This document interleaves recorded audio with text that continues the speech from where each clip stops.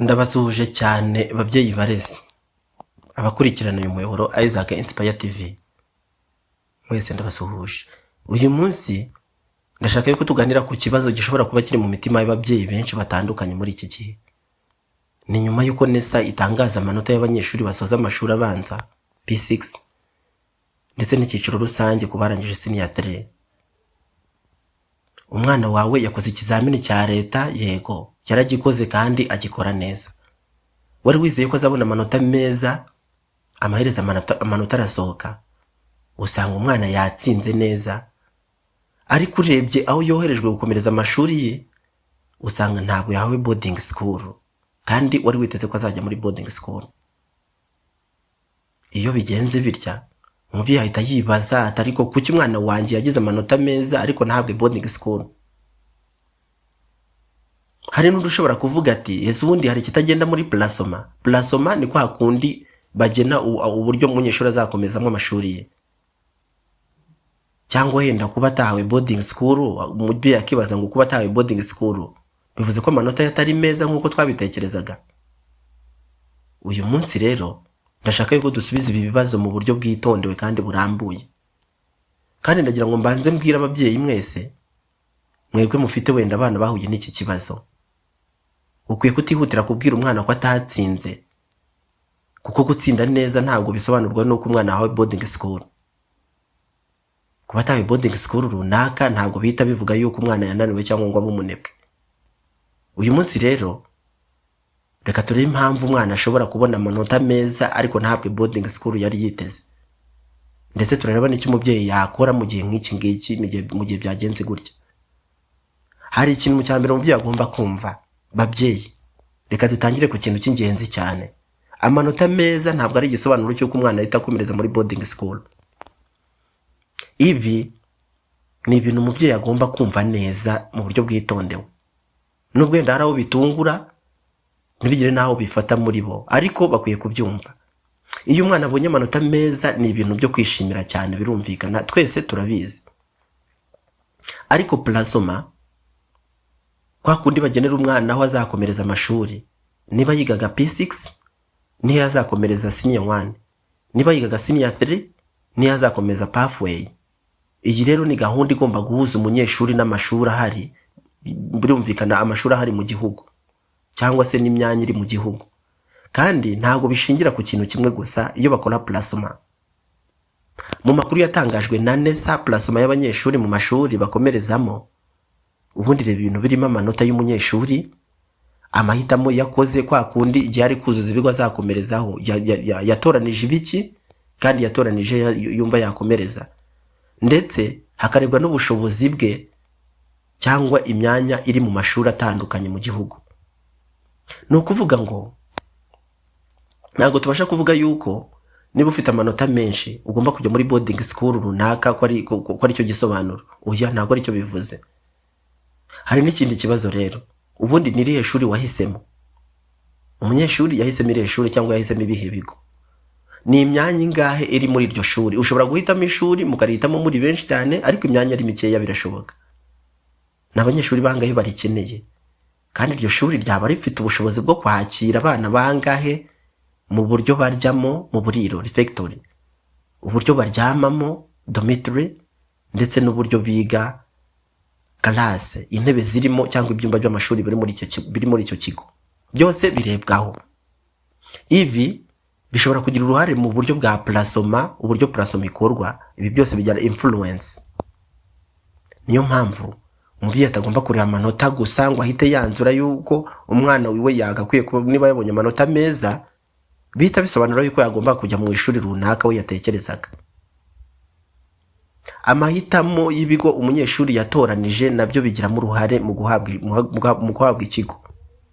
Yego, mbere yuko umunyeshuri yuzuza kwa kundi bita gususha, hari uburyo umunyeshuri agira uruhare mu gutoranya ibigo, ndetse akenshi abenshi bafashwa n'ababyeyi babo. Reka tuvuge yenda ku kintu cya kabiri. Amahitamo y'amashuri umunyeshuri yakoze ni bya bigo nyine twavugaga. Iyo umwana yuzuza amakuru ajyanye n'amashuri yifuza gukomeza, burya amahitamo yaba ari ingenzi kandi NESA nayo iyarebaho. Umva urugero, tekereza abana wenda 800 bashaka ishuri rimwe. Dufate urugero nka isi Mukingi, ishuri ry'uburyohe cyane, ariko iryo shuri ntabwo rifite ubushobozi bwo kwakira abanyeshuri muri bangana nk'abariya, ahubwo ribasha kwakira bake ugereranije n'abaryifuza. Ubu ngubu ni ukuvuga ngo hari icyo umubyeyi akwiye kwibaza kuri iyi ngingo.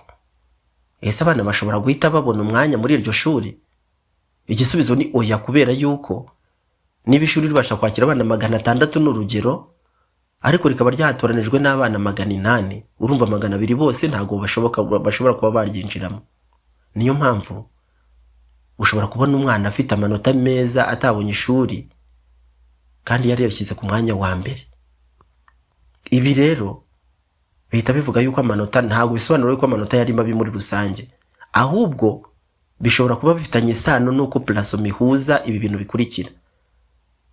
Plasoma igahuza amashuri, amanota y'umunyeshuri, rikabihuza n'amanota ye, igahuza n'imyanya iri mu mashuri atandukanye. Ariyo mpamvu umubyeyi agomba kwirinda kuba yagereranya umwana we n'undi mwana gusa ashingiye ku manota abana babonye, kubera yuko amanota ntabwo ari cyo gipimo cyonyine gishingirwaho kugira ngo umwana ahabwe boarding school.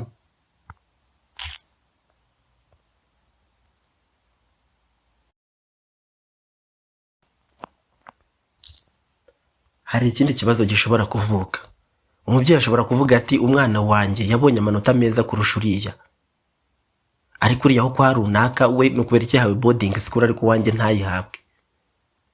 Ahangaha rero ugomba kwitonda cyane. Kuba wenda uzi amanota y'abana babiri, uwawe n'uwa runaka, ntabwo bihagije kugira ngo umenye uko plasoma yabo yakozwe, kuko ushobora kuba utazi amashuri buri mwana yahisemo. Ni bya bigo by'amashuri twavuze,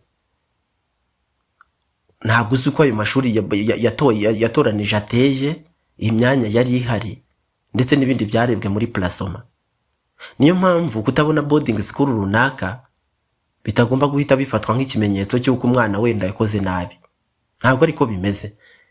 Niba ufite umubyeyi wenda, niba umubyeyi afite ikibazo kuri plasoma, umva ikintu cyiza no gushaka ibisobanuro mu nzego zibifitiye ububasha, aho gushingira gusa ku makuru agenda ku mbuga nkoranyambaga.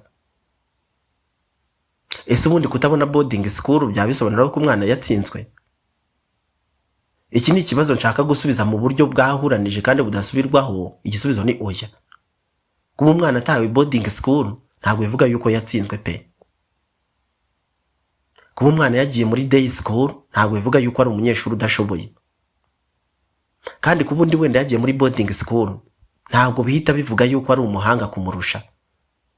Babyeyi, ishuri burya ntabwo ari ryo rigena ubushobozi bw'umwana gusa. Hari abana bize muri day school kandi bageze kure mu buzima kandi heza. Yego, hari abize muri boarding school nabo bagera kure heza. Umva ikintu cy'ingenzi ni uburyo umwana akoresha amahirwe ahawe, aho gushingira kuvuga gusa ngo mbuze uko njya muri boarding school. Niba umwana atahawe boarding school, ukwiye kutamubwira ngo warananiwe cyangwa waratsinzwe. Ntukamubwire ngo nari niteze byinshi kuri wowe, kandi ukwiye no kutamugereranya n'abandi, ahubwo ukwiye kumubwira neza uti twishimiye amanota wabonye, aho ugiye gukomereza amashuri ntabwo ariho honyine hagena ejo hazaza hawe.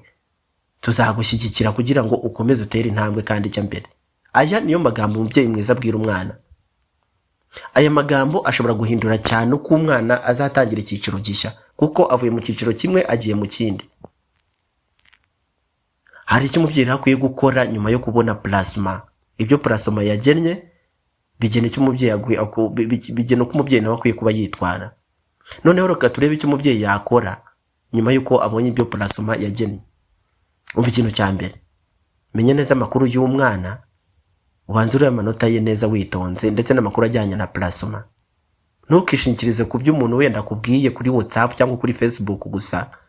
Amakuru y'ingenzi burya ajyanye na plasma akwiye gukurikiranwa binyuze mu nzego zibishinzwe.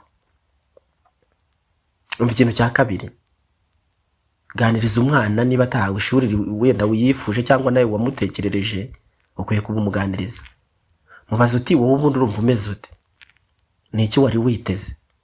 ni iki wifuza wenda yuko nagufashamo mu gihe nk'iki ngiki.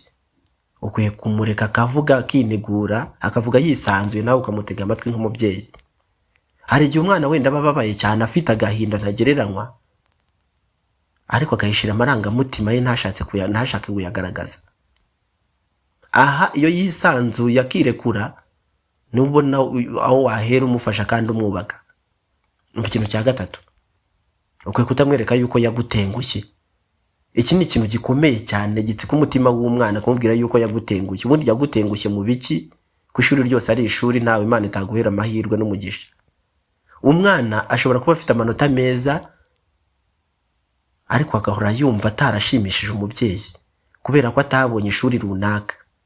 Ibi byose bishobora kumuca intege muri rusange, akabaho yicaye mu gahinda iminsi yose. Ahubwo ukwiye kumubwira uti nishimiye umuhati wagize, aya manota wazanye rwose ajyanye no kuba bigerageje kandi warakoze. Ubu rero ikikurikiyeho tugiye kureba uko wakomeza gukora neza aho ugiye kandi bizakunda. Umva ikintu cya kane, mufashe gutegura icyigisho gishya. Yego, iki cyigisho rero aragikura mu cyiciro nyine agiye kwinjiramo. Niba agiye muri senior 1 ni icyiciro yinjiyemo, mufashe gutangira neza. Niba agiye muri senior 4 pathway, mufashe kumenya ko ari icyiciro gifite akamaro kanini mu myigire ye ndetse no mu hazaza he. Umunyeshuri amaze gufata section aba atangiye kuba umuntu usobanutse kandi ufashe umurongo mwiza uzagira ingaruka ku mibereho ye. Mumufashe gutegura ibikoresho, gahunda yo kwiga, igihe cyo kuruhuka, discipline ye, uko azitwara mu bandi banyeshuri, n'uburyo azajya ashyira imbere amasomo mbere y'ibindi byose. Ibi ni ukubimufashamo akabitegura hakiri kare. Hari ibintu umubyeyi agomba kwirinda. Hari amakosa ababyeyi bamwe bashobora gukora nyuma yo kubona plasoma, nyuma yo kubona result cyangwa se resulta y'umunyeshuri. Umva ikosa rya mbere ni ukugereranya umwana n'abandi. Reba mugenzi wawe agiye muri boarding ariko wowe wayibuze. Aya magambo ntago yubaka umwana, ujye ubimenya. Iyo bimubwiye nko kuvuga ngo ahari yaburiye, ariko uri afite ibyo ashoboye n'undi afite ibyo ashoboye. Umva ikosa rya kabiri, kumwita umunebwe cyangwa ukamwita umuntu watsinzwe. Amanota y'ikizamini kimwe uburya muri rusange ntabwo asobanura umuntu wese uko yakabaye. Dukwiye kubyirinda. Ashobora kuba utekereza yuko wenda yatsinzwe muri bino nk'uko byita, ariko kandi agiye muri biriya yatsinda ndetse akaba uwa mbere mu gihugu cyangwa no hanze yacyo. Umva ikosa rya gatatu, gushaka amakuru ku bantu batabifitiye ububasha. Hari amakuru menshi cyane agenda kuri za WhatsApp avuga ngo ufite amanota ya naya ntashobora kujya muri boarding. Umubyeyi akwiye kubanza kwibaza ati aya makuru aturutse he? Uyu uri kuyatanga afite ubuhe bubasha n'ubushobozi? Nibyo ukwiye gushaka inzego zifitiye uburenganzira, kandi abantu bashinzwe uburezi mu nzego zitandukanye barahari. Urwego rukuru ni NESA niba ifite amakuru ahambaye kuri iki kintu. Umva ikosa rya kane ababyeyi bashobora gukora, kwibanda ku ishuri kurusha umwana. Hari ababyeyi bashobora wenda kwishimira izina ry'ishuri kurusha uko bareba niba umwana nibura ari gutera intambwe ijya mbere. Icyo tugomba kwibandaho ni ukwibaza niba umwana ari kwiga, ari gukura mu myitwarire myiza, ari kugira discipline ikwiye, yaba ari gukoresha ubushobozi bwe neza. Ibi nibyo tugomba gushyira imbere kuruta kuvuga ngo ubwo umwana atagiye muri boarding runaka, ubwo ntabwo ibintu byagenze neza, nkaho boarding ari ituma ibintu bigenda neza kurutaho. Boarding school ntabwo ariyo yonyine itanga uburezi bwiza, dukwiye kujya tubimenya. Hari ababyeyi n'abanyeshuri bafite imyumvire itari myiza kuri ingingo, akumva yuko umunyeshuri azasobanuka ari uko agiye muri boarding school, ariko ibi ni ukubyibeshyaho cyane. Wibuke abarezi bose bigisha muri boarding school na day school bose bize mu makaminuza amwe. Niyo mpamvu umunyeshuri ufite gahunda yo kwiga, aho yakwiga hose apfa kuba afite intego nziza, abasha gutsinda akaminagira amashuri kandi akagera kure heza. Babyeyi, reka mvuga ikintu gishobora wenda kudakundwa na bamwe. Boarding school ntabwo ariyo yonyine itanga uburezi bwiza. Umva ikintu cy'ingenzi ahubwo ni ubufatanye hagati y'umunyeshuri, umubyeyi ndetse n'ishuri. Haba muri day school cyangwa muri boarding school, iyo hatabaye ubufatanye bw'izi nzego uko ari eshatu: umunyeshuri, umubyeyi ndetse n'ishuri, nta terambere rishobora kuboneka ry'uburezi. Umwana ashobora kwiga muri day school ariko akagira gahunda nziza yo kwiga, akagira umubyeyi umukurikirana, akagira discipline kandi akagira intego. Ikibazo ababyeyi benshi bagira ni uko babuze umwanya wo gukurikirana abanyeshuri, ariyo mpamvu iteka baba bumva yuko kujya kwiga kwiza ari ukujya kwiga muri boarding school.